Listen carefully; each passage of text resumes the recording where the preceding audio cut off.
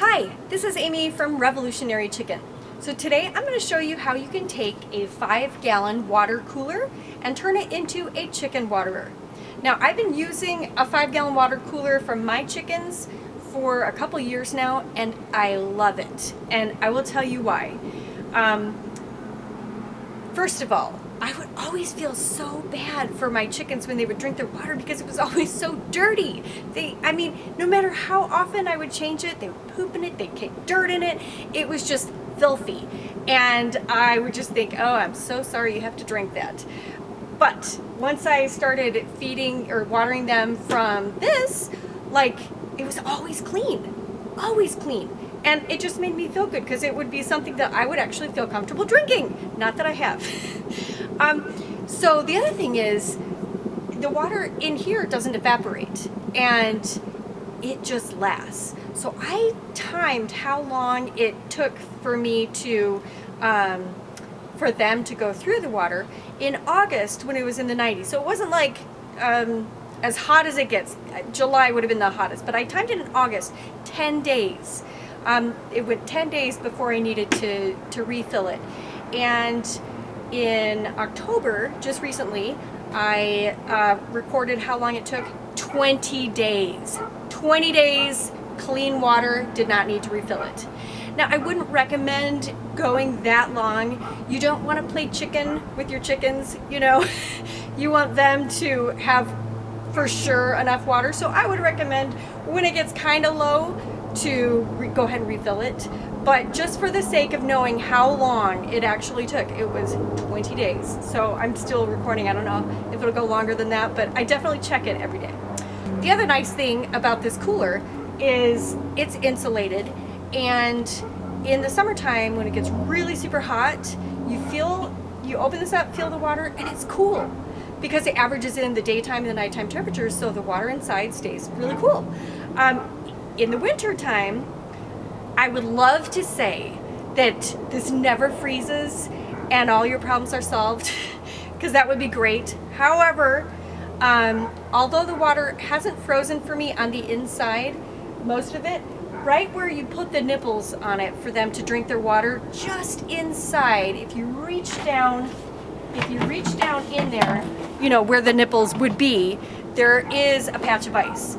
And so the water does not flow. So you have to just get that little patch of ice melted, and then it goes again. So what I do is I pour hot water in, and after a little bit of time, the patch of ice thaws and it goes again. Now, I live in Utah and we don't have terribly cold winters. I would say in January it gets down to maybe teens. So I have to do that in January, but most often I didn't even have to do that. So, you know, if you live in Minnesota, I would say this might not be the cooler for you because the whole thing is going to be a block of ice. But if you live in more of a temperate climate, this has worked really well for me. So this is what you need to have to make it. First of all, you need a 5-gallon cooler. This is an Igloo cooler, but really any cooler will work, even like a square cooler would work. Okay, so paper towel, have a paper towel. Scissors, Sharpie, 1/2-inch drill bit. You need a 1/2-inch drill bit. And you need a smaller drill bit. It doesn't really matter the size, kind of largish. This is a 1/4-inch drill bit. We're gonna just use that for a pilot hole.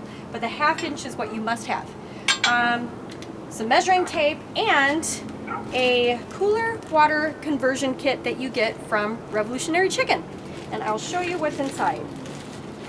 Okay, these are what we call dripper housings. We stick through the insulation of the cooler so the water can go through. And then you have 2 horizontal chicken nipples. And I always feel awkward saying that. Okay, 4 rubber washers and a tube of chapstick. Okay, actually inside here is silicone and it has a little Q-tip for spreading it. Don't put this on your lips. Okay, and I might choose to do something other than chapstick. We'll see, a chapstick container. Okay, so all of this comes in the kit, so you don't need to get anything else. Just make sure you have the 1/2-inch drill bit and the cooler. Okay, first what we're gonna do is mark where we put the nibbles. So you just want to get them towards the bottom here. I would say about 2.5 inches from the bottom. So I'm just gonna eye this, put a little dot here and see if that's about right. Yeah, that's about right. I'm gonna do it maybe a little bit higher. Okay, and another one. And you want to have it about 8 inches apart from each other so the chickens aren't getting in each other's way. All right, and that, okay, yep, that's 2.5 inches. All right, then you're just gonna drill a pilot hole in here. And the reason why we drill a pilot hole first is because you wanna get it nice and straight on, not angled at all. Because if it goes in at an angle, it could leak. So you really want it nice and straight. And then once we get the straight holes with the pilot hole, then we'll go to the larger drill bit. So I'm just going to put this on the ground. Okay, and here we go.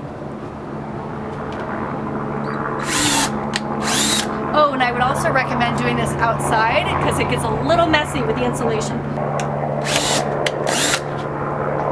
Okay, now I'm gonna switch it out, put in the 1/2 inch drill bit. Okay, so we have a lot of helicopter noise. There's a fire by my house in the mountains, and yeah, so it kind of sounds like a war zone. So yeah, if I am engulfed in flames while I'm doing this, you'll know I did it for the chickens. Okay, here we go.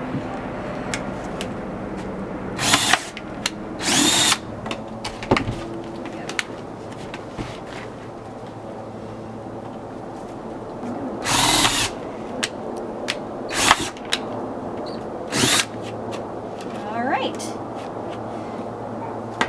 Okay, and then you just want to, well, brush off the insulation.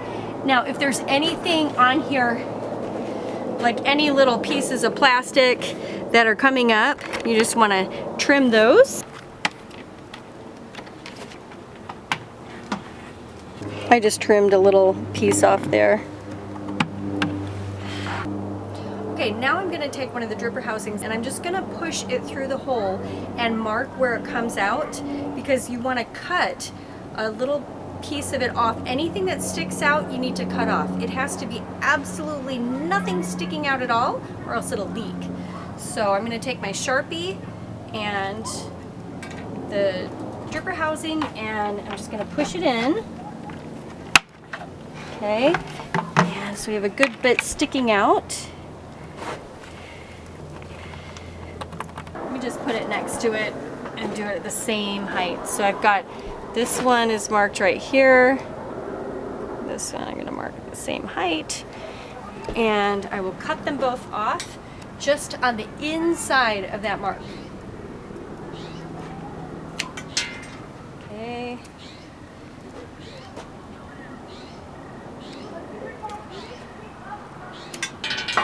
Okay.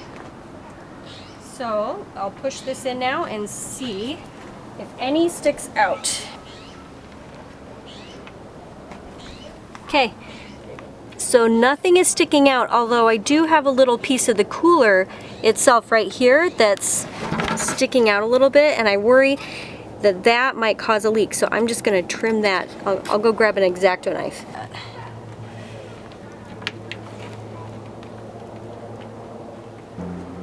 Okay, then what you do is you get your silicone and the dripper housings. Okay, and you just want to have, basically, what you want to do is have it like this. So it just goes in like this right here, and you want to put a little bit of silicone around the rubber washer. So we'll just do that right now.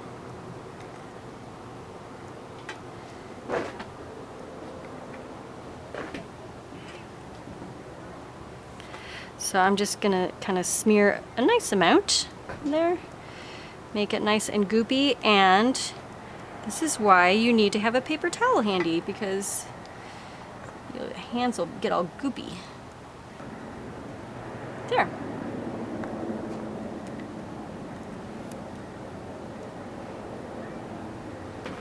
Okay.